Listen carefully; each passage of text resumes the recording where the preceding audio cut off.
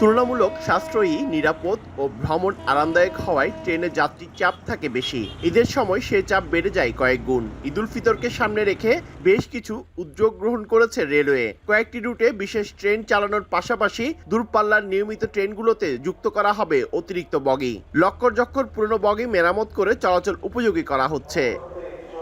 ১৬টি আন্তনগর ট্রেন চট্টগ্রাম থেকে প্রতিদিন বিভিন্ন রুটে ছেড়ে যাবে। পাশাপাশি চাঁদপুর রুটে চলবে একজোড়া বিশেষ ট্রেন। এসব ট্রেনে ১৩,০০০ যাত্রী প্রতিদিন যাতায়াত করতে পারবে। সেই সঙ্গে ট্রেনে আসনের অতিরিক্ত ২৫% স্ট্যান্ডিং টিকিট যাত্রা শুরুর আগে স্টেশন থেকে পাওয়া যাবে। ট্রেনগুলো স্বাভাবিকভাবে চলমান থাকবে এবং আমাদের ল অ্যান্ড এনফোর্সমেন্ট যে অথরিটি আছে তারা যাত্রীদের নিরাপত্তার জন্য যথাযথভাবে সচেষ্ট থাকবে, যাতে ঈদ যাত্রায় কোনো বিঘ্নতা তৈরি না হয়। অতিরিক্ত বগি সহ টোটাল ৯০টা কোচ আউটরান দেওয়ার লক্ষ্যমাত্রা নির্ধারণ করেছি।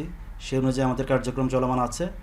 ইতিমধ্যে প্রায় 60% বগির কোচের কাজ সম্পন্ন হয়েছে, বাকি কোচগুলোর কাজও প্রায় শেষের দিকে। এদিকে বিপরীত চিত্র বাস কাউন্টারগুলোতে যাত্রীদের অগ্রিম টিকিট নেওয়ার চাপ একেবারে নেই বললেই চলে। কাউন্টারগুলো একেবারে ফাঁকা। তবে আরো কয়েকদিন পর থেকে রোজার শেষ দিকে বাস কাউন্টারগুলোতে ভিড় বাড়তে পারে বলে জানান বিভিন্ন বাস কাউন্টারের কর্মকর্তারা। শিডিউল অনুযায়ী গাড়ি আসে, শিডিউলের বাইরে কোনো গাড়ি নাই, আর যাত্রীর চাপও ওরকম এত বেশি নাই।